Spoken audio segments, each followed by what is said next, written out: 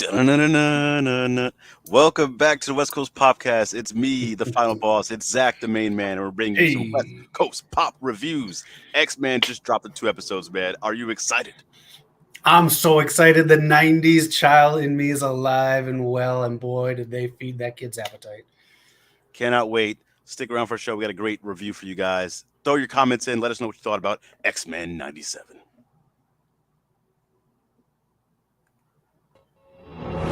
Previously on X-Men.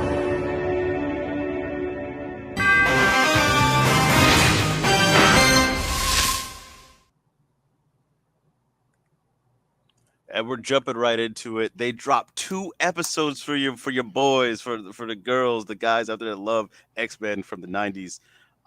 Taking us in. It's about a few weeks from the end of season 5. Zach recently binged the whole season 5. I'm coming in fresh. I haven't watched season 5 in years. Leading into it, how did it play out for you? It played out so well. Let me just say this: if you haven't seen season 5 of the X-Men, it is so Saban, the company that had Power Rangers and everything like that, came in. The animation dipped. The solo is a little bit more. The intro is a little bit more different in this, and the, it's not good. This was, however, so I'm excited to talk about this. Yeah, I am really too. So we're gonna go for that season 5. In the long run, it held up as a great show, but season 5 we'll forget about. Going into this, Professor X, he's gone. We're looking for Bolivar Trask. We have a lot going on here in the beginning. Everyone's kind of spread out here. Jean Grey is pregnant, or at least that's what we think. Her and Cyclops, my boy Wolverine. I like the way they position things where Cyclops and Jean Grey were the attention. I don't know how you felt about Yes. how they played out the show. Um, and I thought they made Wolverine kind of feel like a side character to me in this one. He wasn't like the main thing, and that's kind of what it is. I'm okay with that because Wolverine. You can see the shirt. A 90s Jim Lee Wolverine fan right here. I'm a big Wolverine fan, but holy crap, in the 90s, they put Wolverine in everything. So I'm okay with Wolverine taking a little bit of a backseat so we can have some more interesting moments with these characters. I am too. And we're already like seeing like the divisions in the group here, how who's separated with who. Um, I'll just talk about it right away. The animation. How are you feeling with the animation coming in right now? Solid, especially coming off of season 5, where it was super wonky and really weird. It wasn't like season 1, 2, and even like some of 3. I love this animation. It's very fluid, and it seems like they put a filter over it or something to make it seem cinematic. Yeah, I definitely love that. I definitely love. This is one of the shows. Listen, I know you watch all these Netflix, Disney Plus shows. You're binging stuff. I'm not skipping that intro. You do not skip the intro. I'm watching this from beginning to end. I'm loving it so much. The intro, they kept it pretty much the same, slight changes, and I'm loving it. Oh man, everyone's loving it. Phantom X, thank you. Loves it. Glad it's back, and it is back. It feels back, and that's the most important thing. It feels like it's back. Noob, thanks for joining. X-Men 97 definitely bring everyone back to the 90s because I miss this animation from the 1990s. Because today's animation does kind of suck. It is very kind of generic. This one, it's just it's just fluid. It's solid, and it gives stuff to the characters. Definitely does. Any favorites in the first episode you have so far? Seeing them back? Um, I think Gambit looks a little bit cooler. Okay. I hate Well, saying okay. something. I hate saying something from today looks cooler than when I grew up, but I think they drew him just a little bit cooler with the eyes. I like Bishop. We'll get more of him, obviously. And I hate to say this. I hate to say this, but they may make me like Cyclops. It's crazy because I was feeling it. Cyclops was doing the thing, man. He was the leader. He was the guy in charge. Everyone was working around him, and we're gonna get to it in the end too. Where like it feels like he should be the one in charge to step up to the mantle. We know we've seen a lot of leaders in the comics with whether it was Storm or if a Beast came into Magneto, as we'll see later in the episode. But I think Cyclops truly is that guy, and maybe all this hate from all those time is undeserved. Possibly. I think it's how you go into work, and if the boss isn't there, if you're in school and you got a sub, you act a little different. Cyclops is the guy that needs to keep everyone in line. Seriously, man. And then I loved how they did a little callback to the original X Men. They had the picture hanging up, and they did it too. Jean Grey and Cyclops were part of the original five Yes. students for Professor X. Um, Solid show. Here's some other updated parts of here. Good stuff here. Rogan, uh, Gambit right there. The Cajun, Raging Cajun. Hey, Um, Mr. All Power, rewatch that intro and then get back to me. Mr. All Power Man, we love it, bro. We love it. And then here, get some more action shots for the first one. I love that how they Yeah. kept everything pretty much the same. The voice acting is great. It's the same. The Yes. jet looks cool. And then let's get into my boy Sunspot on the top there. How'd you like about his introduction into the show? I thought it was perfect. I thought he was going to be around a lot more, and excuse me, choked up over the nostalgia from the show being so damn good. I thought Sunspot was going to mirror Jubilee almost verbatim, but then they pull back. I'm like, this is great. This is like, it's Yeah. so well done. It's not. What was that? That the first one in the new Star Wars trilogy? Force Awakens? Yeah, forgettable. But this, on the other hand, it did a great job. It brought you in just like Jubilee did, but then we know Sunspot will probably be back, and I'm very happy with him. You? Yeah, I'm glad that they kind of paired them together, and we kind of seen the similarities and differences between how they were brought in there. Like, and this kind of was like Professor X was around when Jubilee came. Now it's under Cyclops' reign a little bit, and we're Yep. seeing him come in there, and not so much like kind of reminding everybody like we have a guest, we have someone new to the coming in here, so let's open up the doors and be like a hospital, we have or hospitable, if you will. Um, so I just liked how they paralleled with it, and then is he always like rich? Was he always like that? Is that how his origins are? I'm not familiar with that too much of his origins. It's prime, or it's a little bit after he. I started into the comics that he got really big. So you got a slide coming up, but let us know in the comics or in the Yeah, comments about Sunspot. yeah, definitely that too. And then everyone knows, I grew up with people. We were watching X Men. They didn't call it X Men. They called it Wolverine. They thought everyone was Wolverine. But they called Wolverine X Men because they thought he was like the guy. So I'm looking at this picture and I'm seeing Cyclops getting with Jean Grey and my boy Wolverine in the background, heartbroken. Logan, what's going on, buddy? Poor Logan. But yeah, Sunspot had a great, I think, intro. I'm loving the Yeah, voice acting there, and that's a big shot yeah. right there from Empire magazine. Um, so yeah, that's the first episode. We're gonna talk about both episodes here. Since some more action shots here, we have Gambit lighting up Wolverine's claws, putting the energy in there. That was a heck of a scene, and I loved. I know we see it in the trailer, but when we seen it in the show, I loved it as well. It worked so well. I don't mean to actually, but like when did his whole skeleton blow up? But anyways, it was just cool as hell to see. I was a big Oh fan of this, and they gave a lot of this first episode away in the trailers and the promo stuff for the X-Men '97 going into it. But you know what? It was great because I'm glad they released the second episode right away, so we yep, got all this new stuff. that's exactly what I was gonna say. I'm glad they put the second episode there because, like you said, we've seen a lot of it in the trailer. And I thought it flowed. Like I was a little worried about like the 30 minutes. I'm so used to watching. I don't watch too many cartoons nowadays. I'm so used to watching like a 45-minute to an hour episode. But I felt like Yeah, this felt full. It felt really good. 100%. Because if you watch a regular one, it's about 20-21 minutes for a regular episode. And again, rewatching season 5 this week to gear up for this, some of those 20-21 minute episodes seem like they're 40-41 minutes unnecessarily. So this is great. Yeah. So yeah, good shout out there. Glad to see Magneto back as well. We'll Yeah. get to him a little later on there. Get to Morph as well. Um, this is a little some shots from episode 2. We talk about episode 1 and 2. Hopefully you guys have seen on Disney Plus. Finally, they acknowledge Storm as an Omega level threat mutant. And Yeah. for those people that slander us on the internet with the X-Men tier list, we said Gambit wasn't on certain people's rankings. They didn't call him the Omega level. I didn't hear nothing about that. Omega level chef, maybe with this episode. That's pretty much all they He focused was on. chefing it up, and that still didn't help his girl from walking off. But Yeah.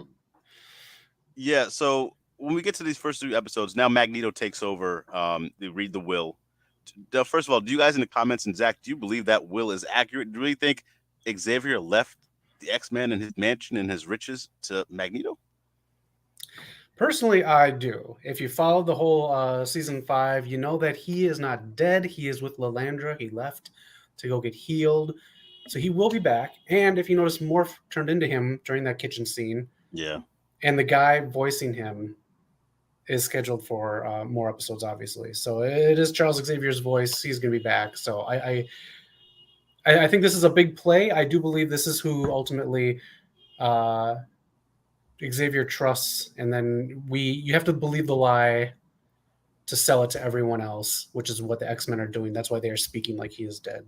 Yeah, and like they really they're just unfolding all the storylines. Like they didn't hold back. They didn't like ease into it. There's a lot of storylines just coming out right now.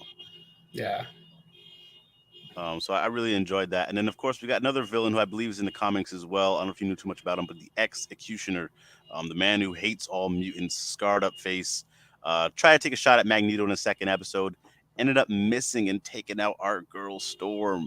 In one scene, we finally see Storm as the Omega mutant level power. She turned freaking sand to glass. Like she was out here just a one hit in these Sentinels with a tornado. Next episode, she don't got her powers, bruh.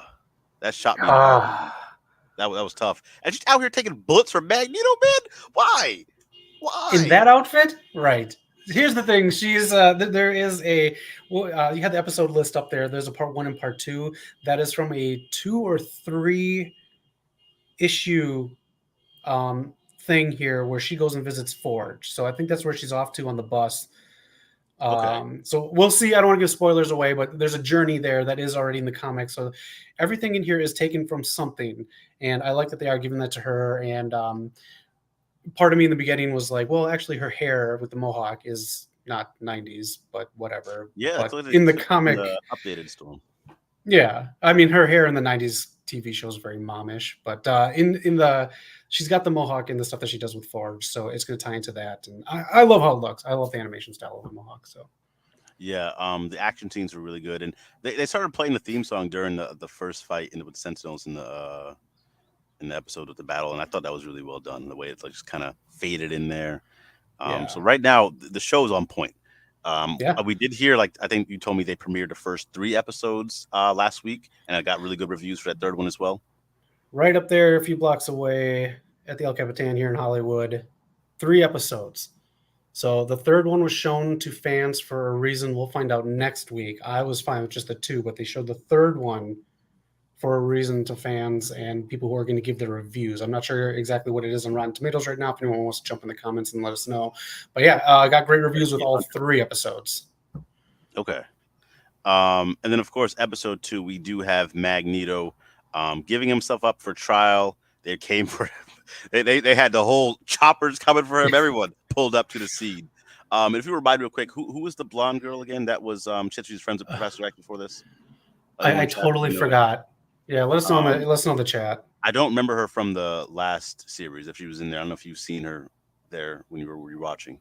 She hasn't popped up, so Okay. Yeah, because I wasn't too familiar with her. New, but I don't know if you know that as well. But she was pushing the charge here. She does seem like a good person. She's going to mend the fences between humans and mutants. Um, Magneto puts himself up for trial, and everyone's coming there. They're trying to take his head off. Now we have a battle scene as well at the trial. What do you think about Magneto's intentions? I know what we know from the comics and how he has Genosha and the whole crazy history with that, and that leads to. They did tease that becoming part of the UN, become one of the United Nations. How do you feel about Magneto's intentions right away? I like that they're not exactly diving into what his intentions are. I've Hmm. seen some promo artwork of some other people coming back from the 90s show, character wise. So I don't want to give anything away just in case it does happen. So speculate what you want, but I don't know exactly whose side he's ultimately going to be on. If he does have ulterior motives, I do like it. But nonetheless, I loved his speech in the courtroom because he did touch on his stuff with the Holocaust. He did tie everything together and make it into a modern speech, which I really do appreciate because it wasn't preachy. It was very concise, it was very streamlined, and I really enjoyed how they made that speech mean something and tie into what's happening today. So that was very well done. Listen, I thought this dude was spitting, man. I forgot he was a villain at this point. He went on trial there, and Exactly. he was just letting me know. I was like, okay, I believe you. I Then, almost forgave him for wearing those gloves. It was that good. oh man. So then when he finally gets attacked, the executioner comes in there, and he takes him up and the whole jury up to the freaking sky, and he starts shedding tears. I was like, dang, they had me really. I was locked into that whole scene, man. It was really well done. I thought he was gonna drop it from the sky and just go back to be the bad guy, but he said, "You know what? I'm gonna play the long game," and that's what he did. But again, is it the deception because he knew the cameras were still on him? People were watching that at home and they saw it. So you can't trust Magneto, No, one of you the can't. ultimate You, villains. you really can't in the long run, but we'll see. Throughout the both episodes, of course, we got some really cool action scenes. We got some to see all our guys. We got to see Beast. We got to see Rogue and Gambit. Wolverine out here about to claw by guy DaCosta. I forget Roberto DaCosta. I think his name is for Sunspot. Storm getting some good stuff in, and Bishop. I really hope to see more of him. He's one of our favorite time travelers, and we're going to see. We'll get Yeah. to see another time traveler coming up very soon. But um, from people that were missing so far from the first two episodes, Noob and Co. Any Merciful Power, everybody in the chat. Who do you want to see, and why do you think they weren't in these few episodes, Zach? Well, you can talk about Bishop. The one thing that they did show in the intro is different each episode, apparently. Now, Magneto has his I own like spot that. instead of I like Professor that. X. Same. They did show in this, the first one and this one, Mr. Sinister messing with Morph. Then in the second one, they showed Bishop going through the time traveling. Now, they're not showing stuff from the original series because this is its own thing. And it's like, I think it's a rights thing. That's why it's not under the Disney banner of X-Men the Animated Series season 6. It's its own thing. Yeah. So they're not going to show old stuff. So they did show Bishop time traveling. So I guess we're going to see that. Otherwise, the only people I really want to see, they kind of already did already in fun ways with Morph. I love seeing Archangel back just for a split second, saving lives. I love him going into the Blob. I'd just love to see Morph maybe doing some more of these offshoot characters like they did in the 90s series too. So that's what my wish list is. Well, let's get into it right quick since you said it. Morph. We've seen the many faces of Morph throughout these first two episodes. I didn't catch the Blob one. Maybe I missed it when I was going back here, but we've seen Psylocke. We've seen obviously Sabretooth. So really good stuff here. Colossus, Archangel, like you said, and I'm forgetting her name. I'm blanking out on the top right. Lady Deathstrike, who Lady was in the Deathstroke. intro. We'll talk about that in Yes. the Easter eggs too. So I feel like Morph is just like teasing some things, and he's a fun character right now. I like his partnership with Wolverine because they kind of balance each other out right now. Wolverine is like this extremely brooding since he's out here. His girl's about to be pregnant, and leave. He's all upset, and Morph is like kind of the lighthearted part. I like the pairing of them two right now. I do too. And the whole like Wolverine brooding thing. Again, rewatch the whole series. He goes through like 4 other girls. So okay, Wolverine. He does. He Uh, does. Mr. Where is Nightcrawler and Kitty Pryde at? If you want to Google some of the stuff that they've released for merchandising, you can find them. So hopefully they will be appearing. And Phantom X says, I'm happy he kept the original theme song. It's the best ever. It is. Cyclops is your leader. But I just want to ask this one question since it got brought up. Knock, what do you think of the different version of the theme song? The Saban creators got credited for it in the credits. Again, not the original, but they do use the original one at some point. So it's what do you think about this one compared to the other one? I mean, I feel like the only part I noticed that was different was like kind of the lead into the song, how it Yeah. starts. But besides that, I mean, it's pretty spot on to me, and I'm jamming out to it as much as possible. Okay. So I'm cool. I don't know if you noticed anything too off. Well, I have to complain because I'm a YouTuber. It's a little bit less guitarish and a little more synthish. So my Okay. only issues with it, I'm not like I'm going to listen to the other one back in the gym. There's nice long versions of it that you can listen to. It reminds me of what we talked about with Roman Reigns' theme song. I think it's a good song, but it's like all done with computer and it just doesn't feel like it's got the oomph. That's my issue with this one. I just feel like it needed like a Rick Rubin producer or something behind it to give it that oomph. But then you watch the credits at the end and it has it with an orchestra and it sounds great. So it's still fantastic to hear though. It is, and that's a good point. I did kind of notice that as well. And I know you like your instruments, man. I know you like that feel. Give it to me. So I get that as well. Like I like my pyro. My boy Zach likes the instruments. That I do. You guys see Cyclops is dancing when he's saving him. Yeah, he is. Okay, that's another point. I'm glad about that. I did like the way they were using his powers. When first of all in the trial, he kind of like shot at the floor to break a wall. So that was kind of cool. And then, like you said, he was dancing over there, sliding around. So that was kind of cool as well. He was using his powers pretty well. I liked it. Yeah. Again, they presented him very well in these first two episodes. We'll see how it goes because my boy got a bombshell dropped on him at the end there. Whew. Um, Speaking of romances here, we had some action, even having some romances in there. We got some tease between Roberto and Jubilee. Of course, we got Cyclops and Jean Grey. We got Wolverine trying with Jean Grey. He rushed as best as he can, driving as awful as he can to get her to the hospital. He threatened doctors, to deliver the baby. My boy Wolverine was locked in for his girl. And Yeah, then it Rogue, was. two-time and Gambit. All the people that slander, that's your Omega level mutant getting two-timed? Rogue out here going with Magneto. Now, see, I don't remember this ever happening in the original. So someone like let me know. Maybe I'm just missing out. Again, I haven't rewatched it in a while. They were together before. Not that I remember in the television show. If it was in the comics, and that's where they're pulling it from. But again, let us know in the comments. A lot of you out there know a lot more about the X-Men than us. We'd love to hear from you. Yeah, unless it was brief, like during her origin when she first joined the X-Men. I don't recall. Maybe she was the Brotherhood before then. Maybe that's what it That'd be was. weird because like Mystique's your mom, and she's been hanging around This is true Magneto. That'd too. be like hanging with like your mom's best friend or like an uncle or something. So I don't know about all that. That's a hell of a point, actually. But yeah, love is in the air. Shout out my boy Gambit getting his heart broken. He'll come back strong. He had some crazy looking eyes going on in it. When they were at the nightclub scene, that was insane.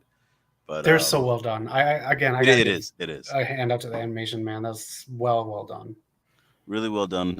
Two strong episodes. Like you said earlier, Magneto getting the last will to have everything from Charles Xavier. Um, and let's get into it right now. Did you guys find any other Easter eggs that we didn't talk about? What did you find? We're gonna keep this going throughout, just like the morph. Spot the morph. Spot has different changes throughout the episodes. We're gonna keep bringing out the Easter eggs as well as we review these episodes week to week. And thank you guys for jumping Yes. in with us, man. Really appreciate you guys. Yeah. First one up, did you guys catch this when Rogue, you know, did the walk of shame leaving Magneto's room late at night?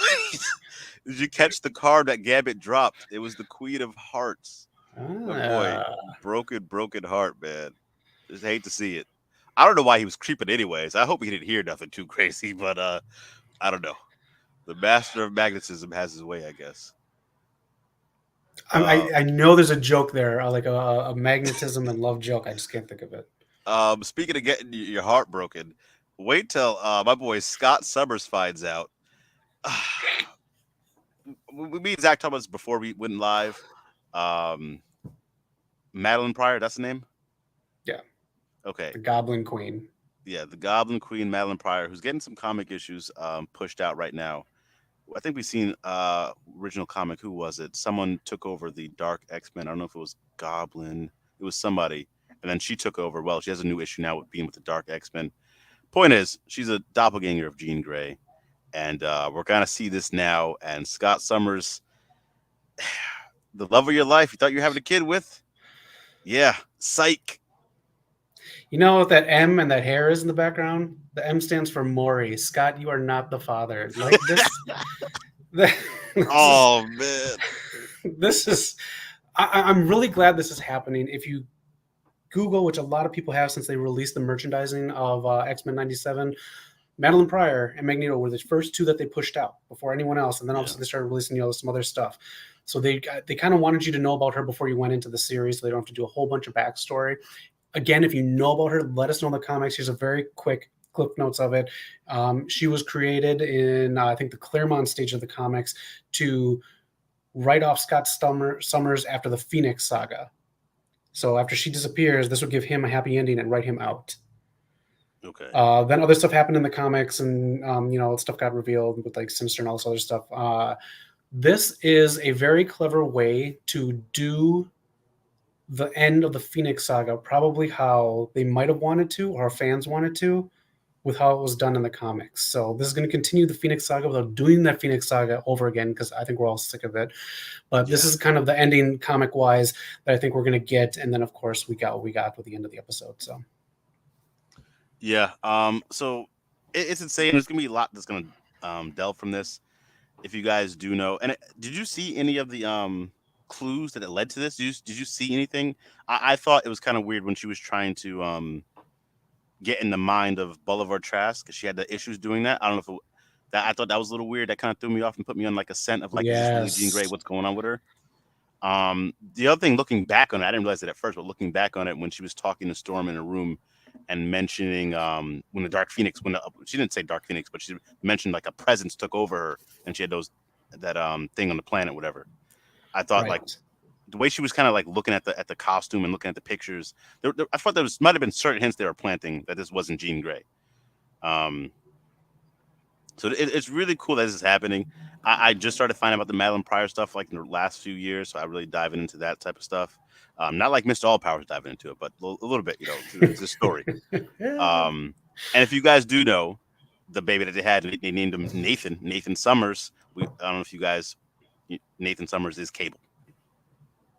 So this is his origin story. That's his real, like in the comics, that's his mother, Madeline Pryor, with Scott Summers. Yep. Um, Scotty boy, just hey, Wolverine gonna slide in now. Yeah, this is a really great start, and it's a nice kind of mystery, but a great continuation of what's already been established. And if I remember correctly, when Cable wanted information on the X-Men when he came in the original series, I think he glossed over needing information on Scott and Jean. Mm, So that was I, also a film that if you go back and watch, it kind of ties into how it's going to play out. yeah.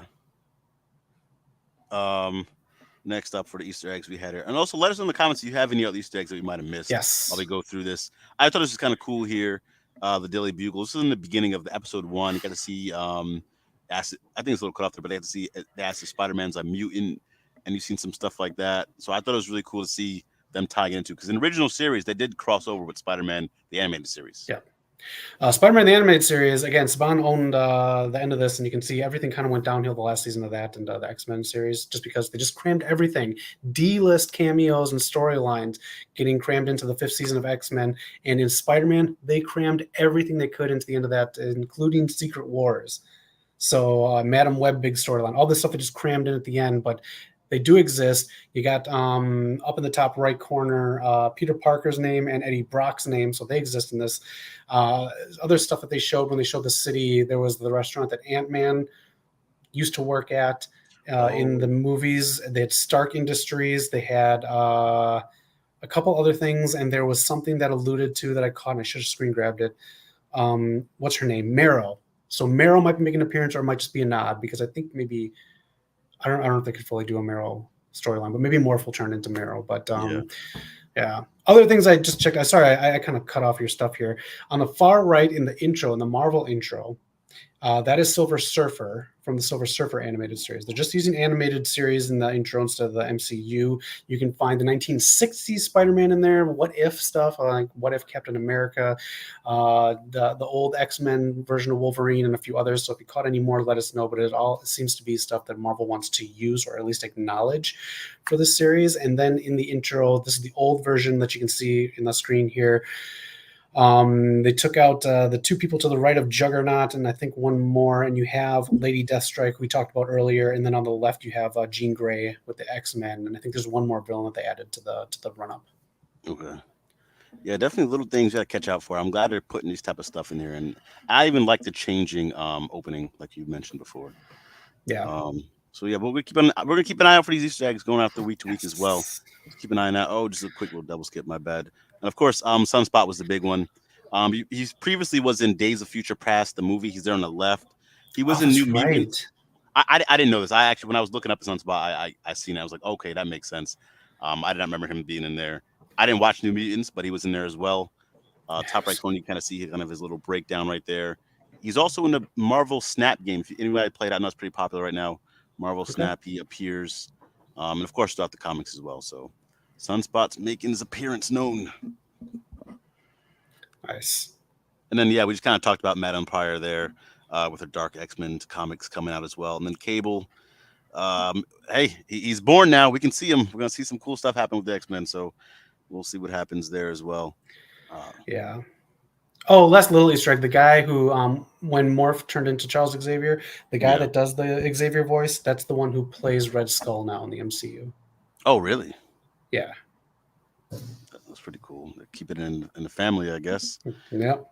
And then of course, like we talked about earlier, the Storm, the Omega level mutant. Please get your powers back. Zach, you did mention her trip that she might be going on because I was heartbroken. Yeah, and honestly, Noob talked about the voice acting. She is the most impressive just because it almost felt like she died when she got hit with that gun and got her powers taken away. Yeah. So good. Love the voice acting. And I think Storm's going to be the heart and soul. Like her journey is going to be the one that makes us like really. I don't know what to compare it to. I know it might be something else in pop culture, but it's going to be a great journey. And then have her do the big return at the end for a helpful save. Yeah, and I'm fine with that because I mean, like they really hyped up her power, and then I think her being that overpowered might affect like the story because that's kind of what we do in like TV. You gotta take away the big powers they have and let them Yeah. earn their way back up. It's kind of a cheat code at this point. Yeah. Do you think Storm and Bishop get together? Were they together in the original one for a little bit, or was that like teased? Or I don't know, but when she was in her room, like packing up her clothes after she got hit, and was looking at the rain outside, yeah, I could have sworn there was like a cat, which might have been a Black Panther reference on her dresser. So I don't know if they're teasing that or if that's just a kind of like a fun Easter egg that the animators put okay, in. okay. There you go. Um, See, that's the Chalice girl. oh man, step aside, my boy Bishop. You'll find somebody else. Uh, Go drink with Wolverine. You like yeah, take Gambit's ass with you. yeah, them boys is hurting right now. They go for drinks or something.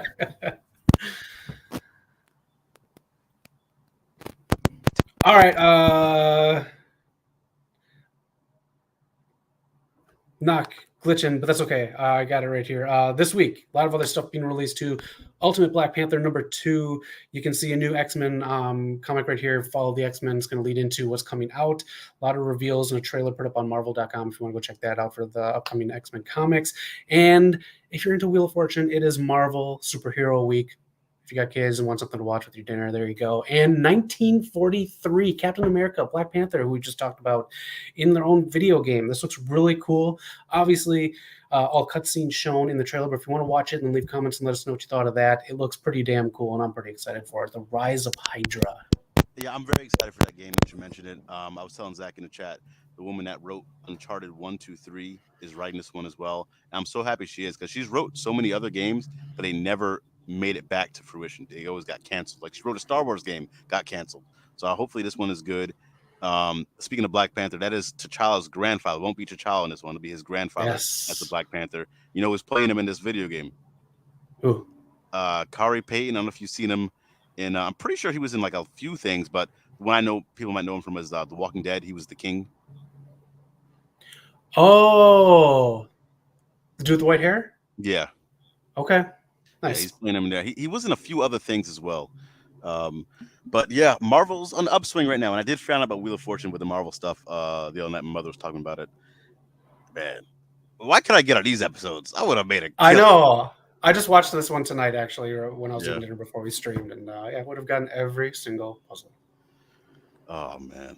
But yeah, shout out to Marvel, Disney, X Men right now. The other thing I want to say real quick that I brought up this picture was so Rogue is able to take people's like not just the powers, but I guess like their knowledge on stuff as well. She took the doctor's knowledge and was able to deliver Jean Grey's or not Jean Grey, Madeline Pryor's baby. I mean, if I was Rogue, that'd be really cool. I'd just be pissed if I got those powers after I went to a 4-year university.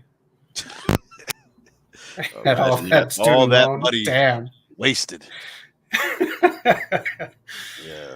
I'd be a Yeah. millionaire if I had Rogue's powers. Oh my goodness. Oh, that'd be great. You can't touch nobody. I just charge Mr. All Power OnlyFans. You can just tell people, listen, I'm a germaphobe. Just don't touch me. But just try to live your life without being known as a mutant. And, hey, Yep. shout out to Rogue, shout out to X Men, Disney Plus. Yes. Next week's episode, we're getting ready to bring for you guys. Zach, do you have any last words and your final grade on these first 2 episodes?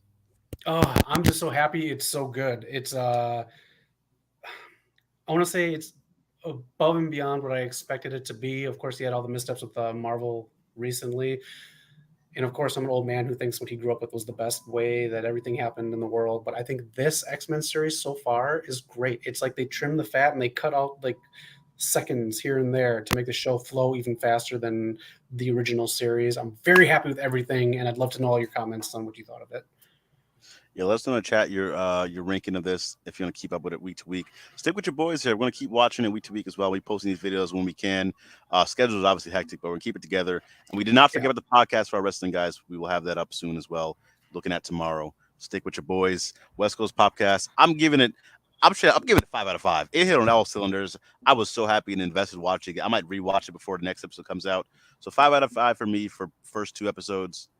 West Coast. And these are real 5 out of 5s, not just me trying to play it up, because we're reviewing it. I Right. No. really, Secret Invasion taught us to quit kissing ass. Like, yeah, this is it. This is real I deal, really, Holyfield. I No really enjoyed bullshit. this. So shout out to them for getting it right, man. Yes. But from the final boss doc, main man Zach, X Man is here. See you guys next week for episode 3. Peace out, yo.